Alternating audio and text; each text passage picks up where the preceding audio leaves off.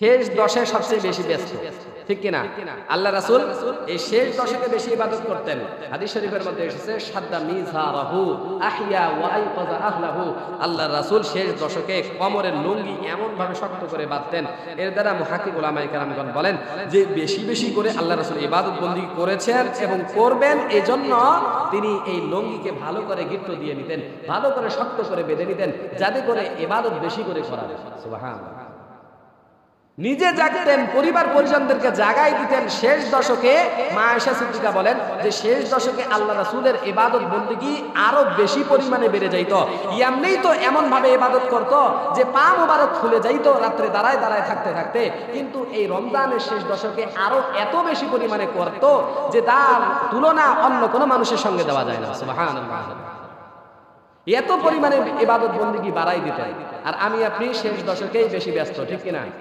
বাজার সদাই করতে আমাদের টাইম চলে যায়। আরো যদি 27 রমজান বের হয়ে যায় তাহলে তো মাশাআল্লাহ ইবাদতের গন্ধ খুঁজে পাওয়া যায় কিনা সন্দেহ আছে কিনা। তো এই জন্য সম্মানিত মুসল্লিয়ানে কেরাম, এই রাতকে আমাদের মোবারক মনে করতে হবে, এই রাতকে আমাদের গুরুত্ব দিতে হবে, ঠিক কিনা? এই রাত কখন বেশি তালাশ করবো এই ব্যাপারে 50টি মতামত রয়েছে। কয়টি? 50টির উপরে মতামত রয়েছে। কেউ বলেন রমজানের শুরু থেকে, কেউ বলেন বেজোর রাত্রিগুলোতে, কেউ বলেন জোর রাত্রিগুলোতে। তবে প্রসিদ্ধতম মতামতগুলো এটা যে শেষ দশকের মানে হলো এই 20 রমজানের পর থেকে নিয়ে শেষ দশকের মধ্যে যে রাত্রগুলি আছে এর মধ্যে তোমরা তালাশ করো, এর মধ্যে লাইলাতুল কদরকে তালাশ করো। আমাদের মাঝে তো প্রচলন হয়ে গিয়েছে মাশাআল্লাহ শুধু 27 রমজান, ঠিক কিনা? শুধু 27 রমজানকেই আমরা নির্দিষ্ট বানাই নিয়েছি, ওটাই হলো আপনার লাইলাতুল কদর। এটা কিন্তু মূর্খতা, এটা নাদান, এটা বোকামি। মুহাক্কিক উলামায়ে কেরামদের থেকে বহুত মতামত বর্ণিত আছে। কেউ বলে জোর রাত্রিগুলোতে যদি 29 মাস হয়, 29 চাঁদ হয়, তাহলে হলো আপনার 20, 22, 24 এভাবে জোর রাত্রগুলোতে। আর যদি 30 হয় তাহলে বলে যে 21, 23, 25, 27, 29 এরকম বলে। আমরা তো শুধু 27-কে বানিয়ে ফেলেছি। এটা কিন্তু নাদানি, মূর্খতা। এজন্য আমরা এই শেষ দশকে বিশেষ করে আল্লাহ রাসূল সাল্লাল্লাহু আলাইহি ওয়াসাল্লামের পক্ষ থেকে আরো নির্দিষ্ট করে দেওয়া হয়েছে। মা আয়েশা সিদ্দিকা রাদিয়াল্লাহু তাআলা আনহা বলেন যে আল্লাহ রাসূল বলেছেন তাহাররাউ লাইলাতাল কদরি, তোমরা এই লাইলাতুল কদরকে তালাশ করো মিনাল আশরিল আওয়াখির মিন রমাদান, রমজানের শেষ 10 দিনের বেজর রাত্রে তোমরা এই রাত্রটাকে বেশি করে তোমরা তালাশ করো। তাহাররাউ লাইলাতাল কদরি ফিল উইতরি, তোমরা রমজানের শেষ দশকের বেজর রাত্রিগুলোতে তালাশ করো। তাহলে আরো সহজ হয়ে গেল না, ঠিক কিনা? আরো সহজ হয়ে গেল যে রমজানের শেষ দশকের বেজর রাত্রিগুলোতে যদি আমরা তালাশ করি তাহলে আশা করা যায় লাইলাতুল কদর পাওয়া যাবে। আলহামদুলিল্লাহ। কত রাত্র ভাই আমি আপনি জাগলাম, এই একটা রাত্র, দুইটা রাত্র, বেজর রাত্রগুলোকে যদি হিসাব করা হয় মাত্র কয়টা? 21, 23, 25, 27, 29, 5টা রাত্র জাগতে পারবো না? আরো যারা সতর্ক মানুষ তারা দেখবেন যে ওই জোর রাত্রগুলোতেই ইবাদত করে, ঠিক কিনা? লাইলাতুল কদর যেন ছেড়ে না যায়, এটা যেন হাত ছাড়া না হয়। কতদিন বাঁচবো? আরে 83 বছর বাঁচবো কিনা তারই তো কোনো গ্যারান্টি নাই, ঠিক কিনা? কিন্তু এক রাতে ইবাদত করলে 83 বছরের সওয়াব যদি পাওয়া যায় তাহলে এটা হাতছাড়া করবে কে? কোন বোকা এটাকে হাতছাড়া করবে? তাহলে যারা ছেড়ে দেয় তারা আপনার আমার মতন বোকা, ঠিক কিনা? এই বোকা আমরা হতে চাই না। চাই আমরা লাইলাতুল কদরকে আমরা ইনশাআল্লাহ তালাশ করব এবং জেগে জেগে ইবাদত বন্দেগী করার জন্য চেষ্টা করব। শেষ দশকে আজকে হলো আপনার 18 রমজান, ঠিক কিনা? হ্যাঁ 18 রমজান না? আজকে হলো 18 রমজান, 19, 20 আর কিন্তু হাতে সময় নেই। এখন থেকে প্রস্তুতি গ্রহণ করতে হবে। যাই হোক, শেষ বিষয়টা আরেকটি বিষয় আছে লাইলাতুল কদর সম্পর্কে আমরা অন্য সময়ও এর আলোচনা শুনতে পারবো।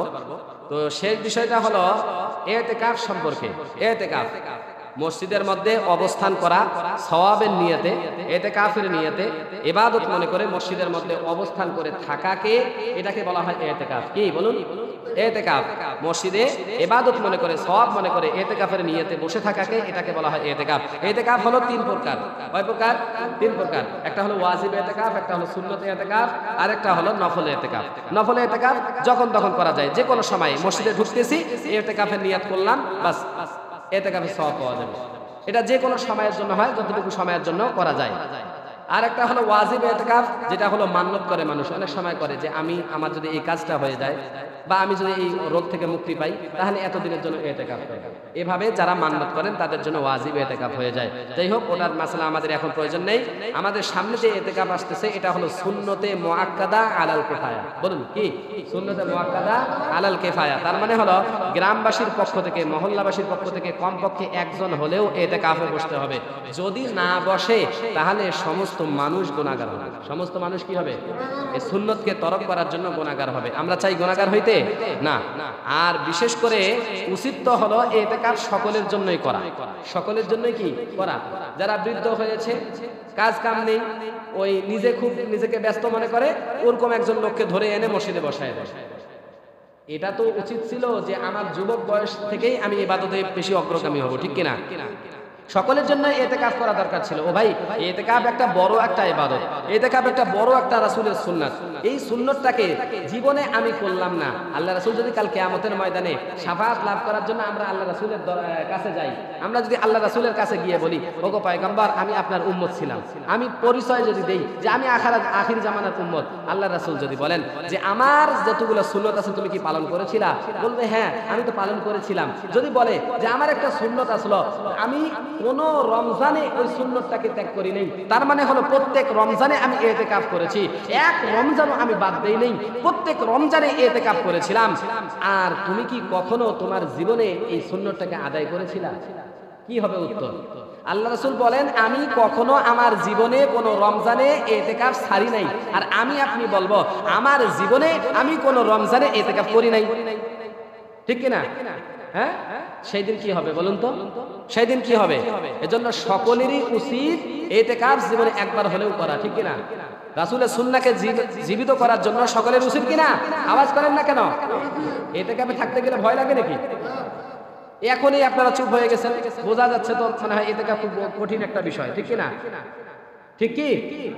ইতিকাফ কঠিন বিষয় নাই ভাই, ইতিকাফের বহুত ফজিলত আছে। আল্লাহ রাসূল সাল্লাল্লাহু আলাইহি সাল্লাম জানিয়ে দিয়েছেন, যারা এক দিনের ইতিকাফ করবে, কয় দিনের? এক দিনের ইতিকাফ করবে, আল্লাহ রাসূল বলেন তার এবং জাহান্নামের মাঝখানে এত দূরত্ব সৃষ্টি হবে যে 3 খন্দক পর্যন্ত দূরত্ব সৃষ্টি হবে। সুবহানাল্লাহ। 3 খন্দক মানে এক খন্দকের দূরত্ব হলো আসমান এবং জমিনের মাঝখানে যত দূরত্ব হয়, এত দূরত্ব হলো এক খন্দক।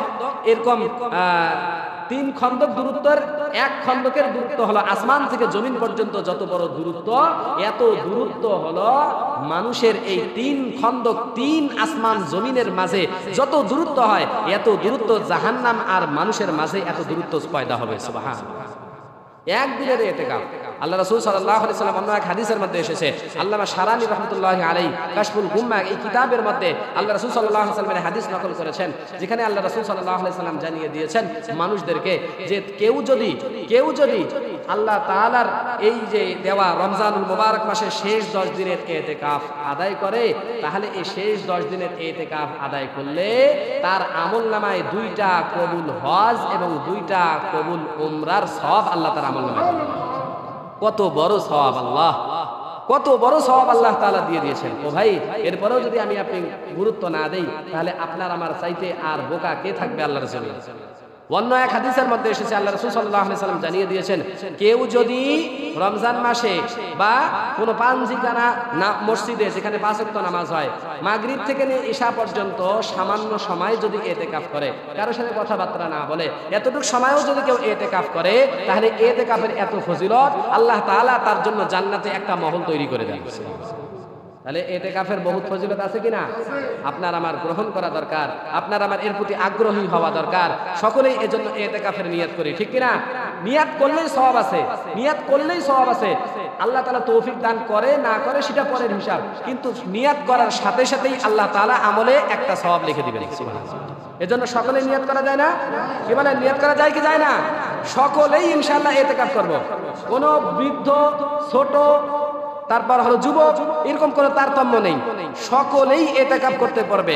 এমনকি মহিলারাও ইতিকাফ করতে পারবে। অনেক মহিলা জানেই না যে বাড়িতে ইতিকাফ করা যায়। আমার মা বোনদেরকে জানিয়ে দেব, মহিলারাও এতেকাফ করতে পারবে তাদের নিজেদের ঘরে। যেই জায়গাটায় নামাজ পড়ে এই জায়গাটা যদি একটু ঘিরে নেয়, বাস ওইখানেই তারা এতেকাফ করতে পারবে। পুরুষরা এতেকাফ করলে যেই পরিমাণ সওয়াব অর্জন করে, মহিলারাও সমপরিমাণ ঘরের মধ্যে এতেকাফ করলেও একই পরিমাণ সওয়াব লাভ করবে। এবং মেয়েদের জন্য সহজ, মুহাক্কিক উলামায়ে কেরামগণ বলেন যে ঘরে থেকে এতেকাফও করতে পারবে, মেয়ে ছেলেদেরকে দিয়ে বাড়ির কাজও করায় নিতে পারবে, মেয়েদের জন্য সহজ। এজন্য পুরুষদের সাথে সাথে মেয়েরাও আমরা যারা আছি তারা সকলে ইনশাআল্লাহ এতেকাফ করার জন্য নিয়ত করব ইনশাআল্লাহ। কি বলেন? এতেকাফের সময় কিন্তু শেষ হয়ে যাচ্ছে, এই যে অল্প দিন আর বাকি আছে।